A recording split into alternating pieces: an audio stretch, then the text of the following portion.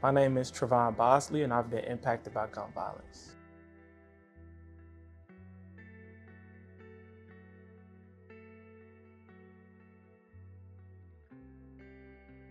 My first introduction to gun violence was in December 2005. My cousin, Vincent Avant, he was shot and killed down the street from his home. And then the following year, my brother, Terrell Bosley, he was shot and killed at church while getting ready for band rehearsal. I was 7 years old, and I remember the phone call and everything. My mom was in the kitchen. She got a call that Terrell had been shot. Me and my dad were in the front room doing my math homework, and we rushed out the house. And we all drove down to the church where he was shot at. And then, we saw him being loaded up into the ambulance, and we were just praying and hoping that he would survive. And then we took that trip to the hospital where my parents went in the back room with the rest of our family members. Me and my brother waited outside. And then they came out and told both of us that my brother didn't make it. And it's a day that we all remember, and you still can see everything so vividly. Me and my brother, we argued all the time. We were 10 years apart, and I think we argued so much because we were similar people. He was hard-headed, I was hard-headed and confident and stubborn. We used to just, argue and fight all the time. But he was amazing. He was a light to everybody that he met. He, knew so many people and was just super cool to everybody. Actually, at his funeral, our church is pretty large. It fits over 300 people, and we still had people outside the doors for it because he was just such an amazing person to so many different people. And he was, one of the top gospel bass players in the city of Chicago at that time. He played for like Smokey Norfolk and a whole bunch of other, big gospel stars at the time. So he was just an amazing all around. My brother's case, like my cousin's case and many other cases around the city, his case remains unsolved. And the toughest part about his case being unsolved is that many times the police, as well as the media, they persecute the victim more than they go about actually trying to solve the crime. So they investigated into my brother's character for weeks and weeks, trying to see, oh, was he in a gang? Oh, was he, this person, etc. And the media reported my brother's shooting as gang related, even though no one was caught, no one was in custody, and he was shot and killed at church. So during all that investigation, they didn't, talk to anybody in the community about, who did the shooting. They didn't check film around, the different places there. They were too busy investigating that. And now my brother's case remains unsolved. And even when we went out in the community and got more data from people out there that we gave to the detectives, they never reached out, they never followed up. And now those people have changed numbers, and now my brother case is just like a multitude of other people's case who remains unsolved, and you just never get that feeling of justice. Through the years, we built this movement, from the resources for survivors to the programs for youth, from the jobs for those with records to canvassing neighborhoods to solve our own cases. We fought for the offices of violence prevention, from the State House to the White House. Following both of their deaths, my family felt the need to get involved in the violence prevention space. We wanted to create change and not just be victims of gun violence. So my mom, she helped start a group called Purpose Over Pain, which is a group of parents who go out in the community and try to create change, whether it's through solving their own cases or providing support for mothers and fathers, as well as siblings on days of need. My father, he helped start a group called Strong Future, which is for formerly incarcerated young people and older people who have a record and finding them full-time employment.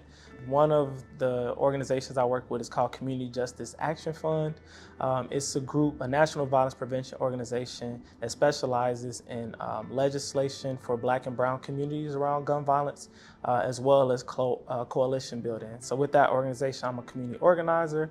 I work on the West Side, trying to connect some of those organizations so they can share resources and ideas so they can better help each other in the community. And I also do the same on the South Side, connecting these organizations with each other, where they can fill in different gaps, as well as connecting them with different grants. On the other side, I also work with March for Our Lives. I'm board co-chair. March for Our Lives was started out of Parkland, Florida, following the shooting at their high school. Some of our brave youth flew down and met with them and talked to them about our experiences in Chicago about gun violence. And together, we were able to put on one of the biggest youth protests in United States history. Today I'm here to talk specifically about everyday shootings. See, I'm talking about the little boys and girls who grow up hearing gunshots and police sirens and think that is just our way of life. Today I'm talking about the mothers and fathers who fear when their children leave the house, they will never make it back home. I'm so tired of the misconception that comes with everyday shootings. Every shooting isn't what many people want to believe and many media sources want to believe. Every shooting isn't gang related. I'm sick and tired of saying, oh, they were in the wrong place at the wrong time. With that org, we've passed over 100 pieces of state gun violence prevention legislation.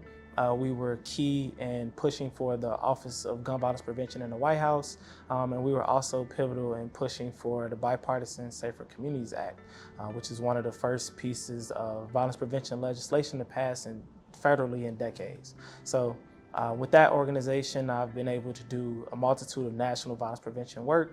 And then the closest to me is the Brave Youth Leaders, Bold Resistance Against Violence Everywhere, which I've been a part of since 2011, where we have gone out in the community to create change through protests, rallies, basketball tournaments, etc. Whatever the community is asking for, that's what we're there to provide.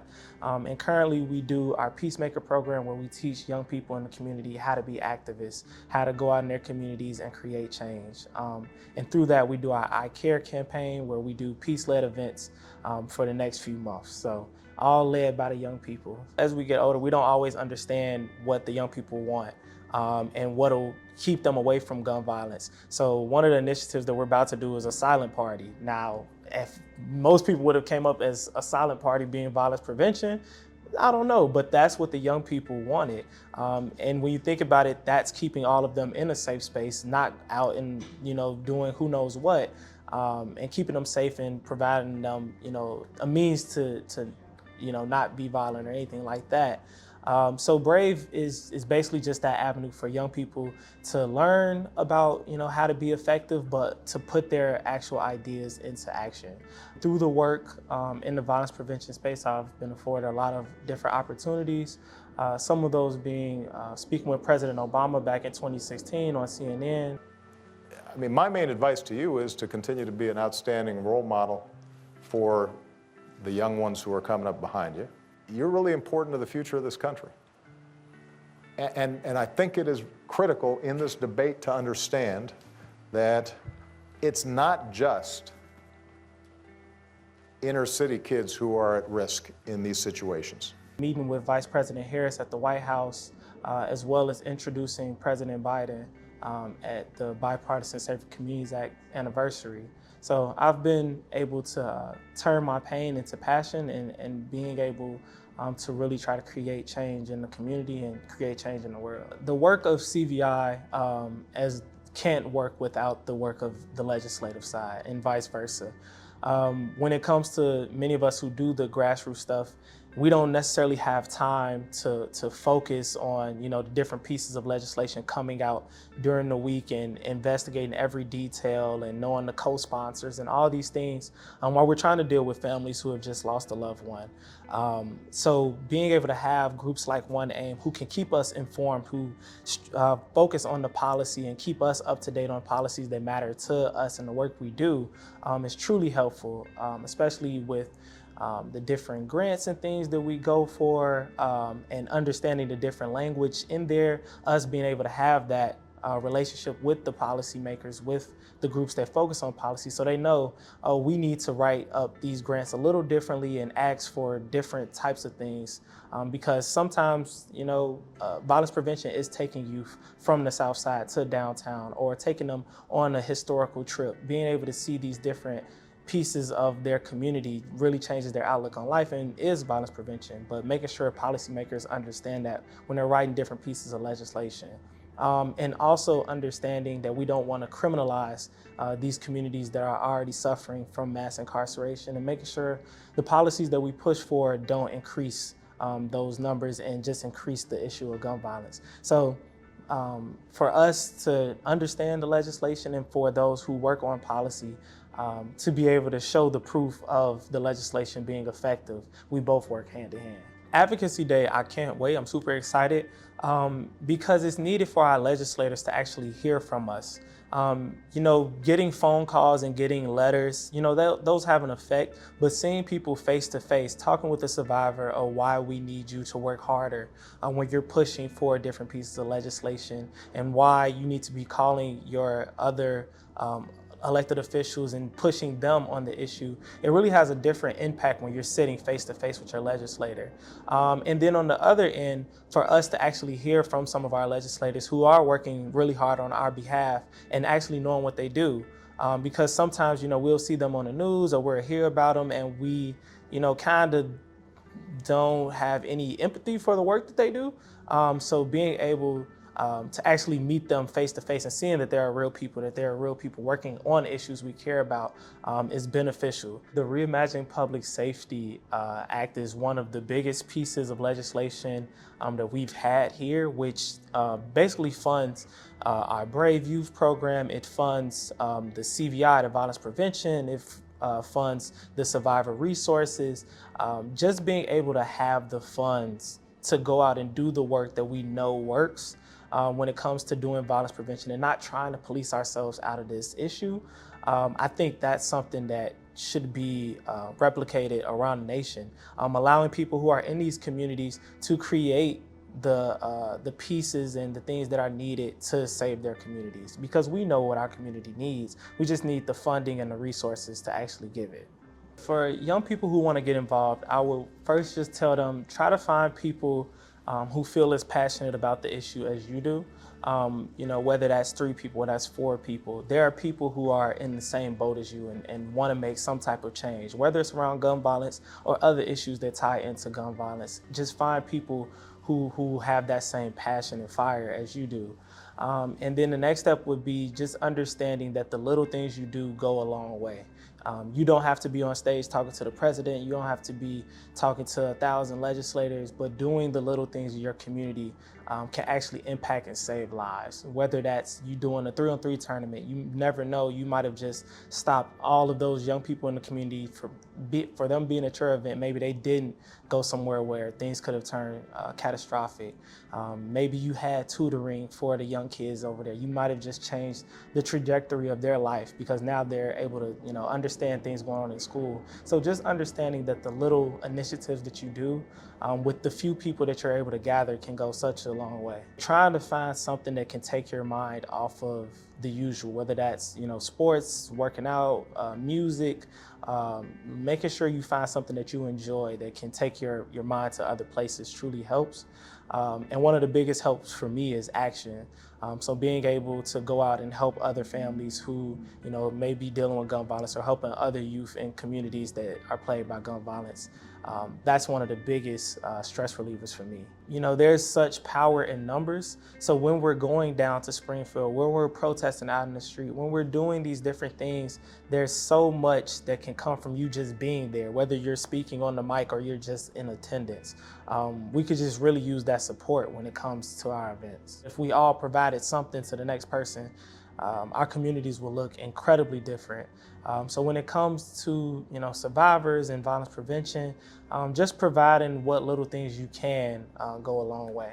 Purpose Over Pain is bringing back their crisis hotline, which is basically was a 24/7 hotline where another survivor was on the other end of the call and people could call in, and if you just needed someone to talk to, as a survivor, you have that person.